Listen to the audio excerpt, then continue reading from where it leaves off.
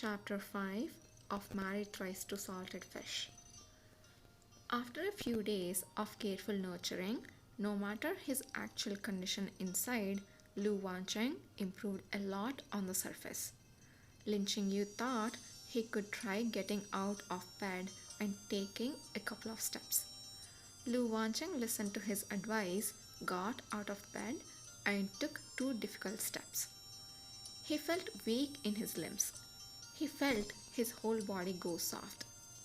He lay back on his bed and said with a clear conscience, "There is nothing difficult in this world as long as you are willing to give up. I choose to give up." Lin Qingyu asked him, "Could it be that you plan to lie in bed for the rest of your remaining days?"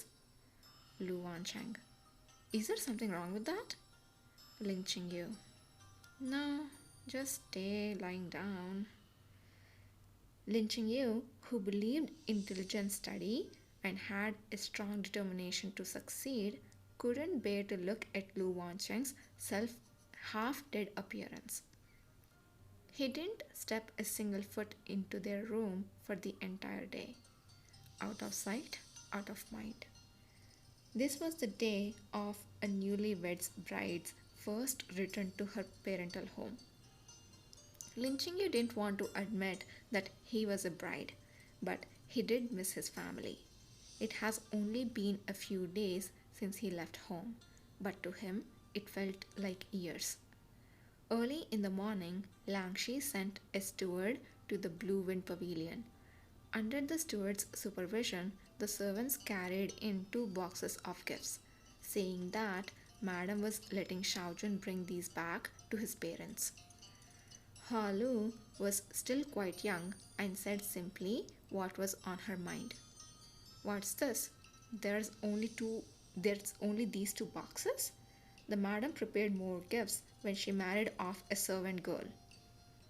The steward smiled and said, "Hua Lu, Guaneng don't understand. The amount of gifts the bride brings back to her parents depends on how much dowry she brings in when she gets married. Xiaojun brought little dowry into the mansion, so the gifts for his return to his parents is also naturally but little." This was true. When his parents had prepared Lin Qingyu's dowry that day, he strongly demanded that there be as little as possible. It would have been best if he had bought nothing at all. He didn't take any of the rare collections or valuable porcelains prepared by his father, any of the gold and silver jewelry or deeds to fertile land prepared by his mother. Bringing these to the Nananhao mansion would only dirty the Lin residents' things. Lin Qingyu knew that his parents cared nothing for these mere worldly possessions. They wished only for his safety and success. He said, "There is no need to bring even these 2 boxes." The steward was taken aback, thinking that he had heard it wrong. "Xiaojun means..." "Keep it. Let the madam use it as she wishes." Wishes? Okay. Although Hua Lu had yet to marry, even she knew the bride's first return to her parents' house was a matter of face. She tried to persuade Lin Qingyu. "Xiaojun, at least take a little bit with you. If the bride really goes back to her parents' house empty-handed, the neighbors will definitely point and gossip." "Is the Lin residence not already the subject of much gossip?" Lin Qingyu said lightly. "Let them gossip." In the current dynasty, male homosexuality was in vogue.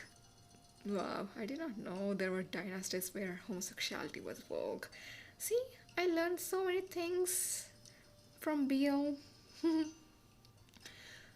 Okay. Most all houses of high-ranking officials and nobles kept several male concubines. Even His Majesty's harem had 1 or 2 male concubines. But when all said and done, a man was a man, unable to have children, and so he could not be made a proper wife. Dayu's law states that for every man, a woman one husband, one wife, and many concubines. If it weren't for the sake of saving Lu Wancheng's life and the words of national teacher, His Majesty would not have gone against established tradition and bestowed marriage upon two men. Wow, as if like not having male concubines is not bad. Like they can't be proper wives just because. Oh wow, the discrimination. I mean, I know I can't really discriminate that much, but yeah, it sounds, you know. Okay. Lin Qingyu was the first man given to another man in marriage by the emperor.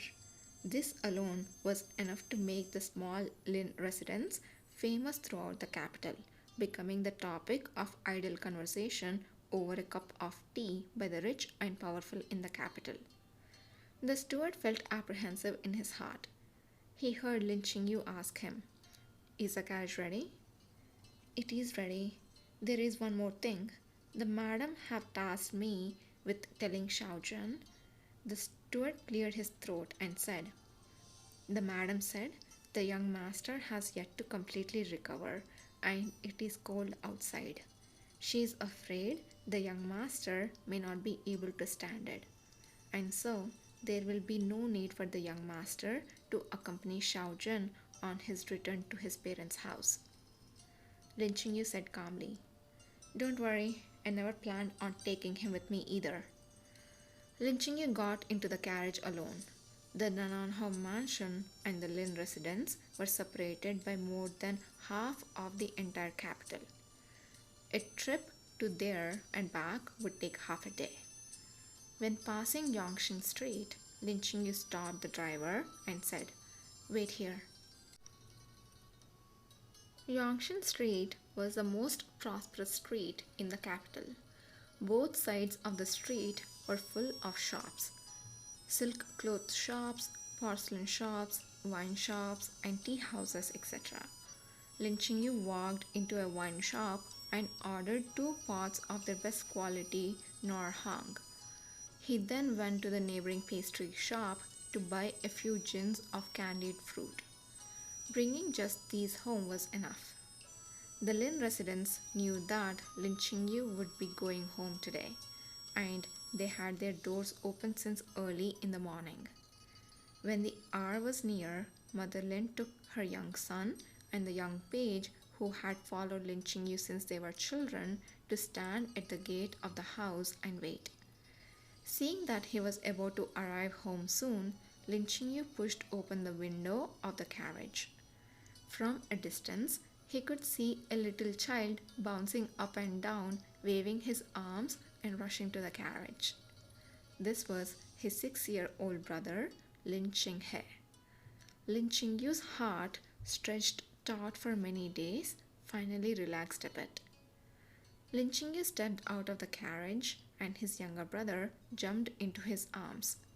"Gaga!" Lin Qinghe was at the age where his baby teeth were falling out. His 2 front teeth were missing and there would be a whistling sound when he talked. "Ah, so cute!" "Young master."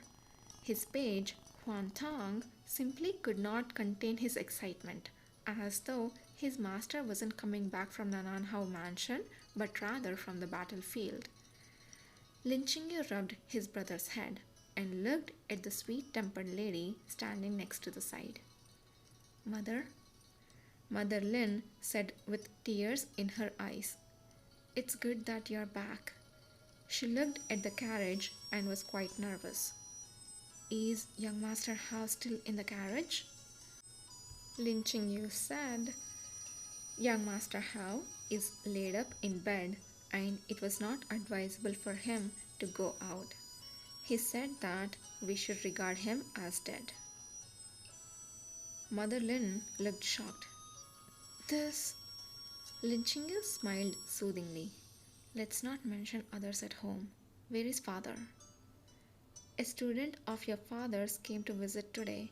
He is receiving the guest in the hall." Lin Qingyu asked, "Which student?" Mother Lin said, Tan Chi Shi. Lin Chingyu's smile became restrained. He sure knows how to pick a day, huh? Coming neither early nor late, he simply insisted on coming right on the day that he was scheduled to return home. The Tan family ran the largest pharmacy in the capital. Tan Chi Shi was one of Father Lin's outer disciples. It could be said that he shared some bit of friendship with Lin Chingyu. But that bit of friendship aside, if Lin Chingyu had his way, he wouldn't want to interact with this person too much. This person was always looking to one sidedly compete and compare with others. He did it so often that people simply grew fed up with him. Compared with Tan Chi Shi, even Lu Wancheng would appear lovable. Aha, see? At least he is lovable of sorts. In any case, that Lu Wancheng didn't come. Oh, I think it says like in any case, the non-appearance of Lu Wancheng made Mother Lin breathe out a sigh of relief. She and her husband only missed their son. If their son-in-law came as well, their entire family would be very reserved. Let's not all stand here at the door. Let's go in. Mother has prepared your favorite plum cake. Lin Chingyu asked. Did Mother make it herself? Mother Lin smiled. Naturally, not as though you would eat it if it were made by anyone else. Lin Chingyu smiled lightly. The piercing chill surrounding his whole body seemed to have turned into a gust of spring breeze. The Howe Mansion coachman who had been driving the carriage was stunned. Was this the Shaojun who ignored everyone and kept a frosty look all day long? As soon as Lin Chingyu entered the door, he saw Tan Chi Shi approaching. Xingyu Zhang, you're finally here. Tan Chi Shi appeared upright and proper, of a bookish nature. At first glance, he looked like a talented young man. Lin Chingyu gave a careless nod to Tan Chi Shi. Chi Shi? Whatever. He then gave a salute to the man in charge. Father? Father Lin couldn't be like Mother Lin, who showed her utter happiness on her face. A light merely flickered in his eyes. You're back. Man, men should be more expressive. See, like you can't like make your wife be the only person or like mother be the only person to say your father loves you. You should also say that. I mean, I'm pretty sure they are like a loving family. From the looks of it, it feels like they are very nice. It's just he's keeping the airs because of this Tan guy. Okay. Tan Chi Shi looked out of the door and asked, Why are you alone? What about young Master Hao? Lin Chingyu said indifferently. He didn't come. Tan Chi Shi's face wore a look of surprise. I have never seen a bride return to her parents' house without her husband. Is that so? Well, now you have seen it. See, he got quick comeback. See, I like it. I like this guy. I mean, like, I like this guy for a long time, but yeah, I'm saying like why I like this guy. Okay, sorry, I'll not interrupt anymore. Father Lin said considerately, I think it's because young Master Hao has yet to heal from his illness. It is inadvisable for him to go out.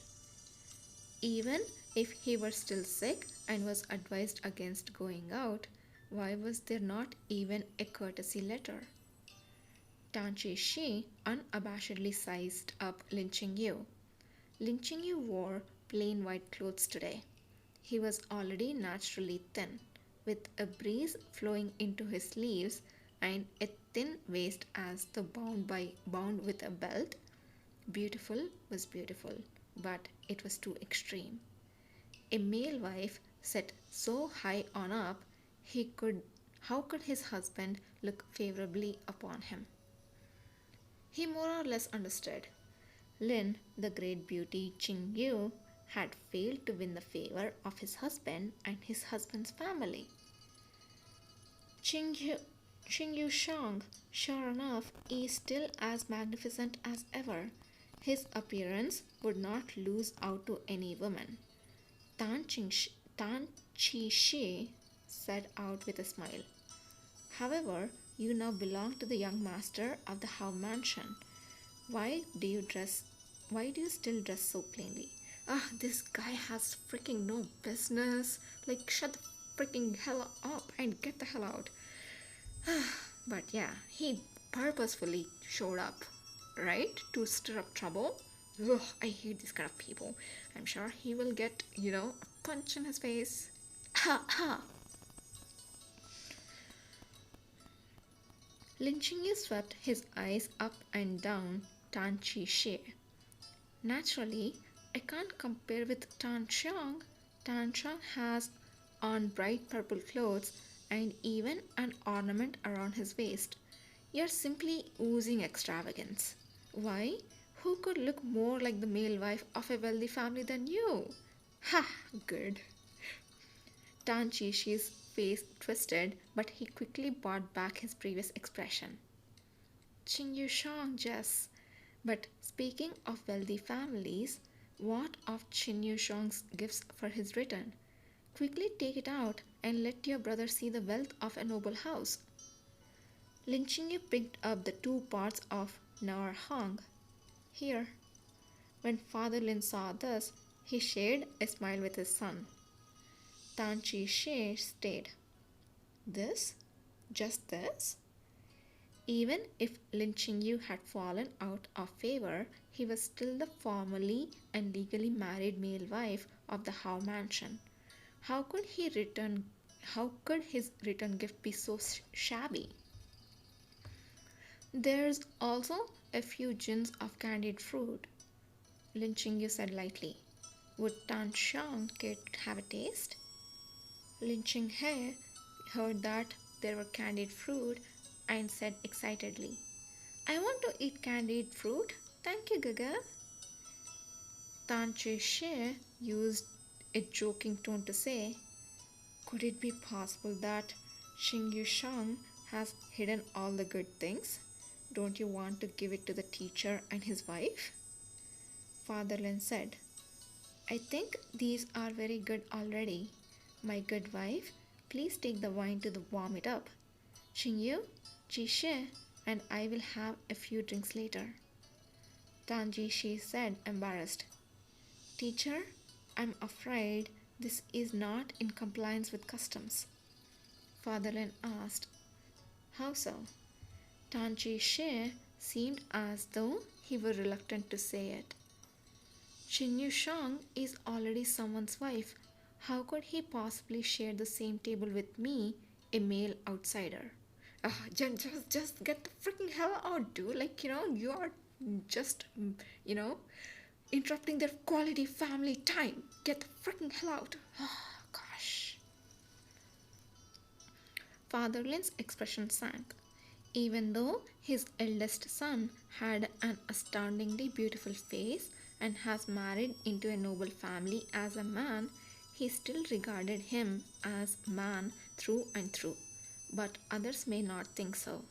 The Nananhao mansion had strict rules.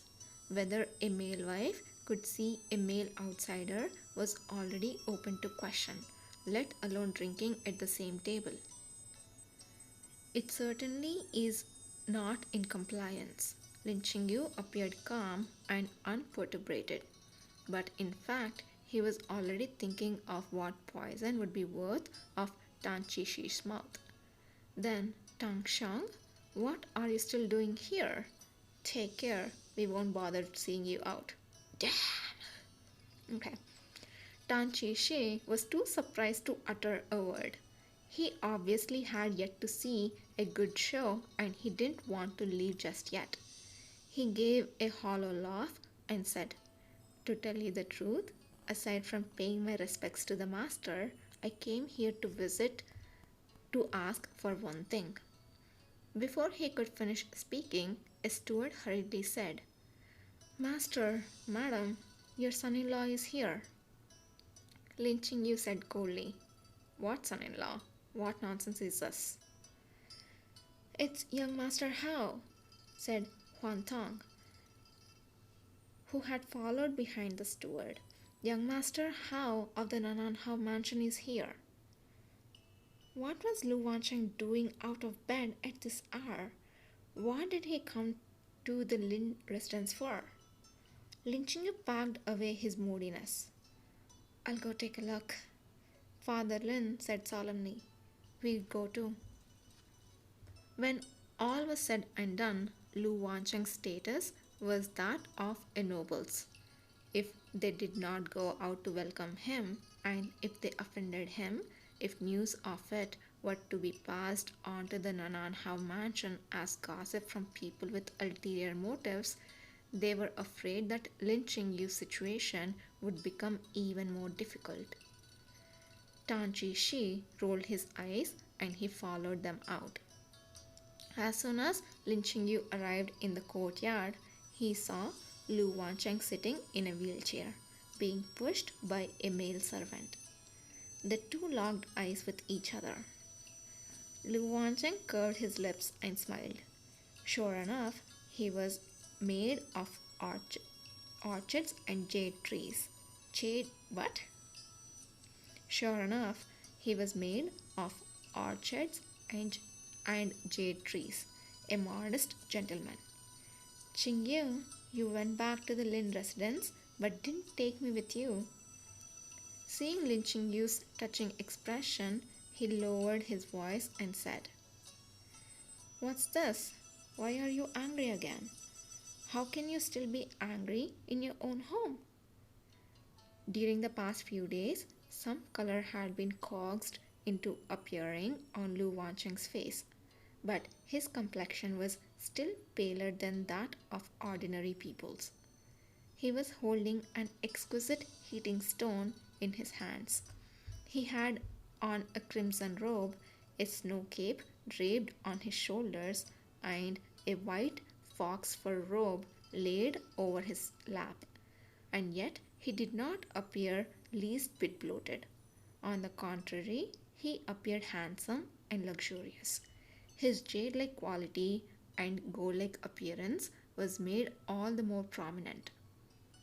When Lu Wancheng lay paralyzed on the bed, he looked exactly like a salted fish. Out of bed, he was a dog dressed as a man. What? Before Lin Qingyu could speak, his parents had already come out. Lu Wancheng turned his eyes slightly, and the servant behind him readily took the hint. He took the heater and fox fur in one hand and supported Lu Wancheng with another. Once Lu Wancheng was steady on his feet, he bowed to Father Lin and Mother Lin, saying, Greetings to father-in-law and mother-in-law. Your son-in-law has arrived late. Graceful and poised, with a natural manner that befitted the situation, he had exactly the bearing of a noble son, that of a noble son should have.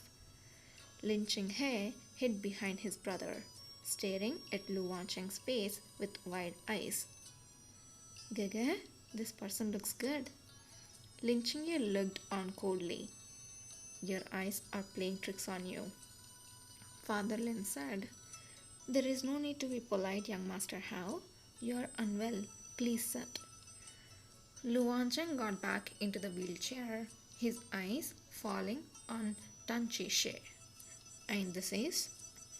Greetings, young Master Hao. Tan Chi Shi stepped forward and said respectfully, I am Tan Chi Shi, a student of Lin Yanpan. The ever bright and harmonious medicine shop in the capital is run by my family. A smile appeared at the corner of Lu Wancheng's lips. Eh? Ever what and harmonious? Tan Chi Shi hurriedly said, Ever bright and harmonious. Lu Wancheng asked again, What bright and harmonious? Tang Shi had a vague feeling that he was being played with. Nevertheless, the identity of the other party was not ordinary. So, no matter how he was being tricked, he could only greet him with a smile. It's ever bright and harmonious. Ever bright and what? This was all what and what. Lin Yu interrupted the two of them. The wind out here is chilly. Father, mother, go into the house. You can leave young master Hao to me.